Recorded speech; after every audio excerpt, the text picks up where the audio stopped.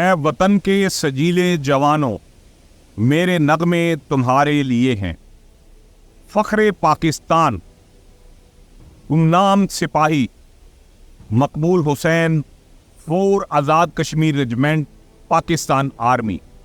سپاہی مقبول حسین نے 1960 میں پاکستان آرمی میں بحیثیت سپاہی شمولیت اختیار کی اور بدقسمتی سے پاکستان انڈیا کی جو فرسٹ جنگ ہوئی، اس جنگ میں جبرالٹر آپریشن میں انڈیا کے ہاتھوں قید ہو گیا۔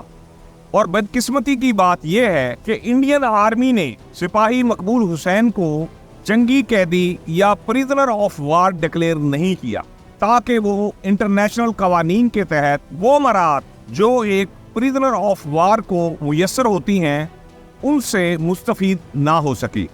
افسوس کے ساتھ کہنا پڑتا ہے کہ دوران حراست انڈین آرمی نے سپاہی مقبول حسین پہ بے پناہ تشدد کیا۔ نہ صرف تشدد کیا بلکہ تشدد کے دوران وہ سپاہی مقبول حسین کو اس بات پہ ایگری کرنا چاہتے تھے کہ وہ پاکستان کے حساس نوعیت کی معلومات فراہم کرے، اور دوران تشدد وہ اس بات پہ بھی بضد تھے کہ وہ پاکستان مرد آباد کا نعرہ لگائے۔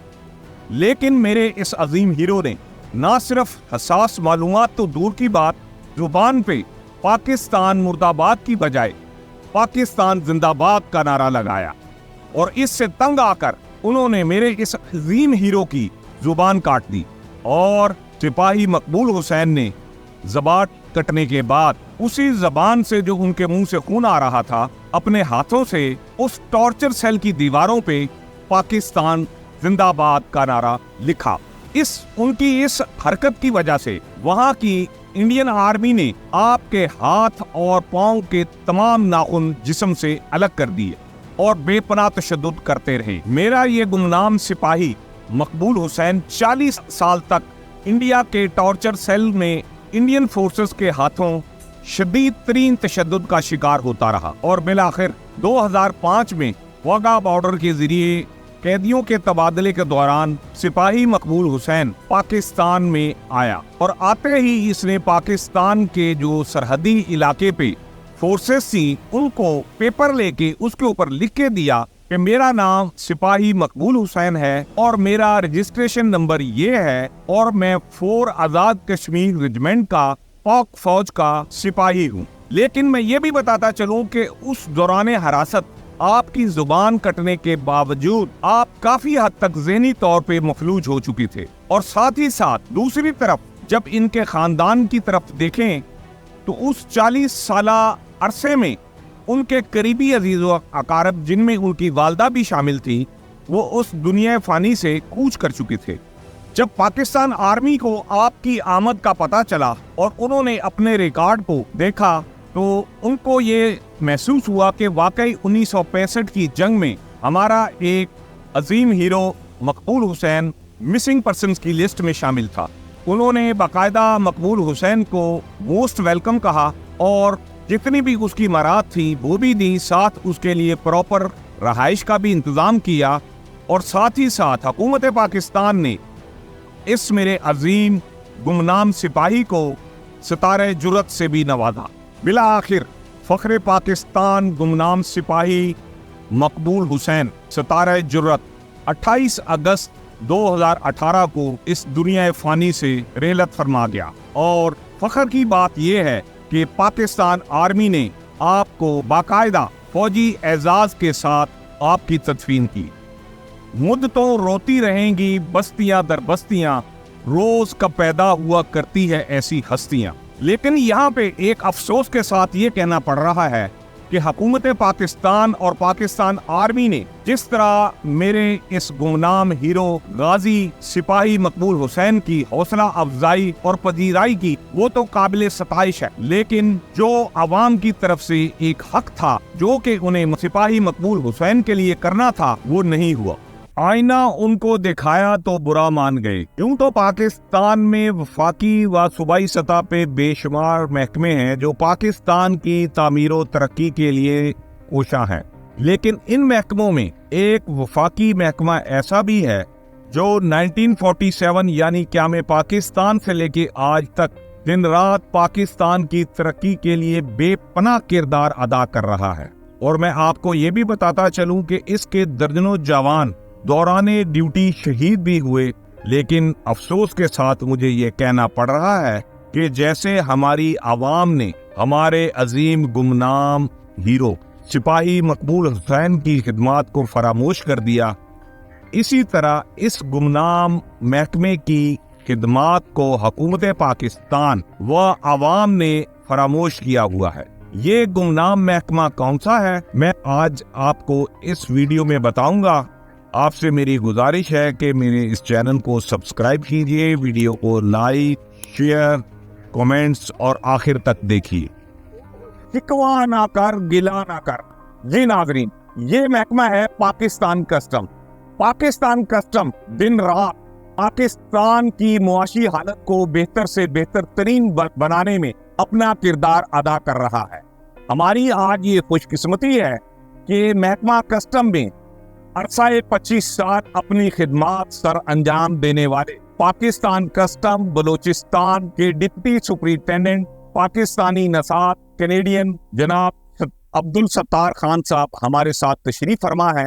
آپ سے میں آپ کے تجربات کی روشنی میں پاکستان کسٹم کے بارے میں ریکویسٹ کروں گا کہ وہ بتائیں کہ ان مساعد حالات میں پاکستان کسٹم اپنی خدمات کس طرح سر انجام دے رہا ہے، ان کو ڈیورنگ اپنی ڈیوٹی سر انجام دینے کے کن کن مشکلات سے دوچار ہونا پڑتا ہے، اور وہ کس طرح اپنی بہتر سے بہتر خدمات سر انجام دینے میں دنوں رات شامل ہیں. جناب عبدالستار خان صاحب. شکریہ امین صاحب، آپ نے مجھے تک وہ کیا موقع دیا اپنے ڈپارٹمنٹ کے بارے میں کچھ بولنے کا. میں نے 25 سال کسٹم میں گزارے اور اس کو میرا لا سے بھی تعلق رہا اور اینٹی اسمگلنگ سے بھی تعلق رہا، امپورٹ سے بھی تعلق رہا، ایکسپورٹ سے بھی تعلق رہا، Afghan border, Iran border, even Karachi شہر میں میں نے کام کیا.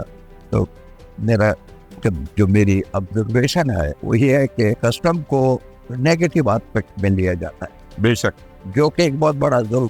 جو ڈپارٹمنٹ آپ کے ورک کے لیے 98% بجٹ جنریٹ کرتا ہے، جو کہ صوبوں، اسپتالوں، اسکولوں، ایجوکیشن میں یوز ہوتا ہے، ہم اس کے بارے میں صرف ایک تھوڑی سی چیپ کامیڈی، وہ بھی کچھ مسخرے آسانے کے لیے اس ڈپارٹمنٹ کے لیے جوکس بناتے ہیں. تو آپ لوگ، ہم لوگ، جن میں میں بھی شامل ہوں، میرے جاننے والے، پھر ہم اس مذاق کو بار بار بجاتے ہیں اور اس کو ریپیٹ کرتے ہیں، جبکہ ایسا نہیں ہے. کسٹم کی قدر خدمات ہیں، 24 گھنٹہ کسٹم ایمرجنسی میں ہے. افغانستان کا بارڈر ہو، ہندوستان کا بارڈر ہو، ساحل سمندر ہو، ایران ہو، پورٹس ہو، ہمارا سٹاف جو ہے وہ 24 گھنٹہ چوکس ہے. ٹھیک ہے، بھول چوک ہوتی ہے، پاکستان کے پولیس سے کتنی بھول چوک ہوتی ہے، ایجوکیشن ڈپارٹمنٹ سے کتنی بھول چوک، اتنے انسان ہے وہ بھی ہماری طرف خدا کا پتلا ہے. جو کسٹم کا کنٹریبیوشن ہے اس کو ہم کمپیئر نہیں کرتے دیگر میں. اگر آپ یہ دیکھیں کہ آپ نے اس کو وسائل کتنے دیے، اس کی تعداد کیا ہے، اور وہ ریٹرن میں آپ کو کیا دے رہے ہیں، تو آپ یقین کریں آپ پریشان ہو جائیں گے. آپ کہیں گے یہ کیا بول رہے ہیں یار. ٹوٹل ہماری اسٹرینتھ جو ہے، رائٹ فرام پنچ کی operator, lady searcher, machine operator, سپاہی اور ایگزیکٹو اسٹاف، 3-3.5 ہزار بندہ ہے جو آپ کے پاکستان کا پورا بجٹ جنریٹ کرتا ہے. اور اس کے پاس اتنا اختیار ہے کہ اگر وہ چاہے، وہ جو چاہے وہ کر سکتا ہے، مگر وہ مین اپنے ملک کو نظر میں رکھ کے اپنا اختیار استعمال کرتا ہے. باقی اینٹی اسمگلنگ کا کام کرتے ہوئے میں کوئٹہ میں رہا ہوں، افغانستان کے بارڈر پہ، ایران کے بارڈر پہ. ہم اپنے کسٹم کے علاوہ ڈرگس کا کام بھی کرتے ہیں، جو کہ ہمارا نہیں ہے، وہ ایک اضافی ڈیوٹی ہے. اور اس میں یہ 76 میٹرک ٹن چرس کا کھیل، جو کہ ہم کو بڑے فخر سے بتاتے ہیں کہ ہمارے پاکستان نے کیا ہے، اور ورلڈ اس کو ریکگنائز کرتی ہے. ایون برسل میں اس کا ذکر ہوتا ہے. برسل کا انٹرنیشنل کسٹم سیکرٹریٹ ہے، وہاں پہ لوگ اس کو تسلیم کرتے ہیں. اور اگر آپ اس کو سیشن کریں 3-3.5 ہزار صرف، جو کہ ایک چھوٹے سے گاؤں کے برابر ہے. اور کوئٹہ کلیکٹریٹ کی حالت میں آپ کو یہ بتاتا ہوں کہ 60s کی دہائی میں کبھی ہتھیار، جو ہتھیار کوئٹہ میں، پشاور میں اور سندھ میں استعمال ہو رہے ہیں، وہ ہتھیار ہے جو ہم نے خود پکڑے ہیں. मेजॉरिटी गाड़ियां जो है वो है जो हमने खुद पकड़ी हैं, टेम्पर्ड स्मगल्ड गाड़ी। उसको फिर हम इस्तेमाल कर रहे हैं किस लिए? इस गवर्नमेंट के लिए रेवेन्यू जनरेट करने। हमने इतना बड़े बड़े सीजर किए हैं ये मर्चेंडाइज गुड्स के कि एक पूरा डिपार्टमेंट है वो कोऑपरेटिव सोसाइटीज वाला, उसके ट्रक हर रोज कोयटा से 3 हफ्ते बाद एक ट्रक भर के जा रहा है, उसके अगेंस्ट हमें कैश पैसा मिला है जो यहाँ पे नहीं मिल रहा, गवर्नमेंट ऑफ पाकिस्तान को मिल रहा है। तो कस्टम का कंट्रीब्यूशन जो है अगर देखा जाए, अगर मैं कंपेयर करूं, आप मुझे एक ऐसी बिल्डिंग बता दो जो मेरे इंजीनियर ने बनाई, हालांकि वो मेरा भाई है, मगर एक बिल्डिंग बता दो यादगार है पाकिस्तान बनाने के लिए तो हम तुर्की वालों से मदद मांगते हैं। कायद आज़म का मज़ार बनाने के लिए हम तुर्क को कहते आओ याद बनाए, अच्छा तो बना दो, क्या बना, हमें अपने कायद का कब्र बना के मकबरे को बनाना है। सबने कभी किसी से मदद नहीं मांगी बल्कि लोगों की मदद की है। ऐसे ही हमें इसी तरह आप ये देख लीजिए, आपने कौन सा ऐसा कोई बड़ा रोड बनाया, कौन सा ऐसा बड़ा हॉस्पिटल बनाया, मेडिकल के उसमें चले जाए, कोई रिकॉर्ड मुझे बता। पाकिस्तान कस्टम के रिकॉर्ड को अगर आप उठाएंगे तो आप परेशान हो जाएंगे। यही 3000 बंदा जिस पे चंद चीफ कॉमेडियंस कॉमेडी करते हैं, उनके हीरोइन का भी रिकॉर्ड है, ओपीएम का भी रिकॉर्ड है, गोल्ड का भी रिकॉर्ड है। 28.5 मन गोल्ड विजिलेंस ने पकड़ा था मैं उस टाइम कराची में। तो ये सारा कहाँ गया, कंट्रीब्यूशन कहाँ गया? इसको बैक तुम्बे से खत्म आप निगलेक्ट करके छद मसखोरों की बातें दे करके इस डिपार्टमेंट को जो है बदनाम कर। खान साहब, ये तो बड़ी अच्छी बात आपने हमें बताई जो कि मेरे भी नॉलेज में इजाफा हुआ और आवाम की भी नॉलेज में इजाफा हुआ। पाकिस्तान कस्टम ने वर्ल्ड रिकॉर्ड जो है वो कायम किए, जैसे कि आप बता रहे हैं 76 मैट्रिक टन चरस गोल्ड पाकिस्तान की हिस्ट्री का, दुनिया की हिस्ट्री का। इसी तरह ड्रग्स के केस, मुख्तलिफ केसेस इन्होंने किए जिसमें इन्होंने अपना बड़ा नाम पाकिस्तान में कमाया और इनकी खिदमात को वर्ल्ड कस्टम ऑर्गेनाइजेशन ने भी रिकॉग्नाइज किया। इसके अलावा मुझे ये भी बताएं, मेरे नॉलेज में ये भी है क्योंकि मुख्तसर सा थोड़ा सा अरसा मैंने भी, जब आप वहाँ डिप्टी सुपरिटेंडेंट कस्टम थे और एंटी स्मगलिंग के इंचार्ज थे, वहाँ आपने गुजारा, तो कोई गाड़ियों का भी कोई इंटरनेशनल कोई केस, ये क्या केस है, इसके बारे में भी जरा बताएं। वहाँ यूरोप से लोग लीज पे गाड़ियाँ दे के बैंक लोन, और वो लेके आते थे टर्की में, उसको पासपोर्ट पे चढ़ाते थे और पाकिस्तान में लाके उसकी ड्यूटी देते थे कस्टम के पॉइंट ऑफ व्यू से। उसके बाद जो है उसको वो अपनी एक गाड़ी को 2 गाड़ी बनाते थे। इससे पाकिस्तान बदनाम होता। कस्टम पॉइंट ऑफ व्यू से हट के ये, अब ये पुलिस का काम है, हमारा काम चोरी की गाड़ी पकड़ना नहीं है, मगर चूंकि हमें इंफॉर्मेशन मिलती थी हम उस बंदे को अरेस्ट करते थे, गाड़ी पकड़ते थे। हमने यूरोप के इंटरनेशनल गैंग बंद किए, ओस्लो से चोरी शुदा गाड़ियाँ, इंग्लैंड से चोरी शुदा गाड़ियाँ, फ्रांस से चोरी शुदा गाड़ियाँ हमने पकड़ी, बंदे गिरफ्तार किए। अब ये और बात है कि उसको जो जस्ट कस्टम एक्ट में हम सेक्शन 30 में अरेस्ट करते थे वो बेलेबल है।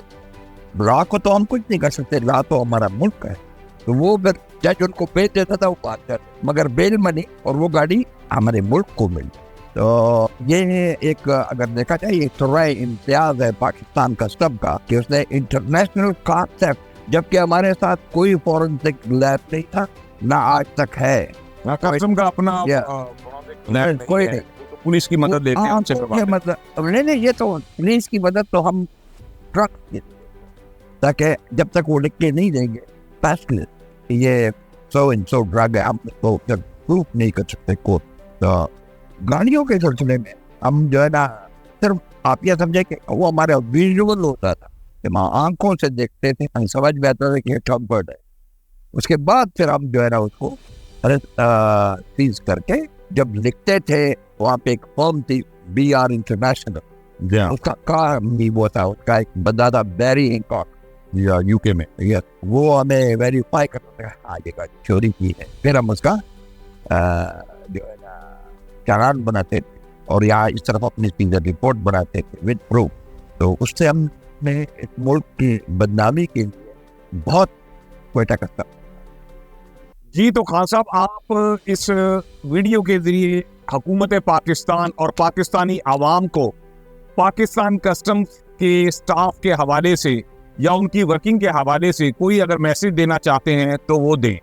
अमित साहब, मसला इसमें यह है कि ये जो एक डिपार्टमेंट है और ये कारकर्दगी है, अगर उसको उसका ड्यू रिस्पेक्ट दिया जाए اور ڈیو فیسلٹیز دی جائے تو اس کی کارکردگی بھی بڑھے. پھر ایک عجیب بات میں آپ کو بتاؤں کہ ہر ڈپارٹمنٹ ایک قسم کا کام کرتا ہے. کسٹم ڈپارٹمنٹ 3 قسم کا کام کرتا ہے. یہ اسلحہ بھی پکڑتا ہے, پولیس کا کام بھی کرتا ہے, یہ چوری کی گاڑیاں بھی پکڑتا ہے, یہ آپ کے لیے ریونیو بھی جنریٹ کرتا ہے, پھر یہ انٹرنل ٹیکس انٹرنل ایکسائز بھی لیتا ہے. تو اگر آپ اس سے اتنے کام لوگے, ان کے لیے پراپر ٹریننگ ہونی چاہیے اور پراپر ان کو فیسلٹیز دیں, تو یہ ملک کا بھی فائدہ ہے اور کسٹم والوں کا بھی فائدہ ہے اور عوام کا. یہ ستار خان صاحب, یہ آپ نے بڑی اچھی بات کہی کہ پاکستان کسٹمز کے اسٹاف کو ڈیو رسپیکٹ یا جو فیسلٹی ان کو ملنی چاہیے وہ بالکل نہیں مل رہی. وہ اپنے تئیں اپنی مدد آپ کے تحت بہت سارے کاموں میں خدمات سر انجام دے رہے ہیں. جیسے اینٹی اسمگلنگ ایکٹیویٹیز کو لے لیں, کافی عرصے سے پاکستان کسٹم کو یہ بھی اعزاز حاصل رہا ہے کہ انہوں نے حکومت پاکستان سے گاڑیوں کی مد میں یا اسلحے کی مد میں جو وہ خود اپنے اینٹی اسمگلنگ ایکٹیویٹیز کے لیے استعمال کرتے ہیں کوئی مدد نہیں لی, بلکہ وہ جو ٹیمپرڈ اسمگل گاڑیاں پکڑتے ہیں وہ بھی ابھی حکومت نے کچھ سالوں سے ان کو یہ اجازت دی ہے کہ ان گاڑیوں کو استعمال کریں, وہ انہی گاڑیوں کو استعمال کریں. جہاں تک اسلحے کا تعلق ہے تو اسلحہ بھی 60s کے دور میں جو لاسٹ پاکستان کسٹم نے حکومت پاکستان نے ان کو گرانٹ دی تھی اسی میں انہوں نے خریدا تھا. اس کے بعد جتنا وہ اسلحہ پکڑتے ہیں اسی کو پھر وہ پراپر پرمیشن لے کے FPR سے یا منسٹری آف فائنانس سے تو اس کو اپنے زیر استعمال لاتے ہیں. یعنی کہ اپنے تئیں جو اپنی مدد آپ کے تحت وہ اپنی خدمات سر انجام دے رہے ہیں. لیکن یہاں پہ ایک افسوس کے ساتھ مجھے یہ بات کہنی پڑ رہی ہے حکومت پاکستان کے لیے بھی اور پاکستانی عوام کے لیے بھی اور دیگر اداروں کے لیے بھی میرا یہ میسج ہے کہ پاکستان کسٹم, جیسے کہ میں نے بتایا کہ پاکستان کا وہ دودھ دینے والی گائے ہے, اگر اس کی پراپر کیئر اور پراپر رسپیکٹ نہ کی جائے تو میرے خیال میں ان کا مورل جو ہے وہ دن بدن ڈی مورلائز ہوگا. ان کو ہمیں ان کے مورل کو اپ گریڈ کرنے کے لیے, اپ رکھنے کے لیے حکومت کا, اداروں کا اور وہاں کی عوام کا یہ فرض بنتا ہے کہ وہ وہاں کے اسٹاف کو اور ان کی مینجمنٹ کو پراپر سپورٹ کریں اور ان کا دل و جان سے احترام کریں تاکہ وہ اپنا کام کو مزید بہتر انداز اور فری انداز میں کریں. یہاں پہ ایک بات میں اور بھی بتانا چاہوں گا بڑے دکھ کے ساتھ کہ ابھی بہت سارے پاکستان کی عدالتوں میں ہمارے کسٹمز کے افسران جن میں 16 گریڈ سے لے کے 20-21 گریڈ تک کے وہ عدالتوں میں جاتے ہیں اور کئی سال خواب کھا کے جھوٹے کیسز میں وہ ان کو وہاں پہ تکلیف کا سامنا کرنا پڑتا ہے. تو میری حکومت پاکستان سے بھی یہ التجا ہے کہ وہ اس میٹر کو بھی دیکھیں اور پراپر ایک دودھ دینے والی گائے کا جس طرح ہم لوگ اپنے گھروں میں خیال رکھتے ہیں اس طرح اس محکمے اور اس محکمے کے لوگوں کا بھی خیال رکھیں. امید ہے کہ ناظرین میرا یہ پروگرام آپ کو پسند آیا ہوگا. اس کے ساتھ ہی مجھے اجازت دیجیے. خان عبدالستار خان, آپ کا بھی بہت بہت شکریہ. اللہ حافظ. اللہ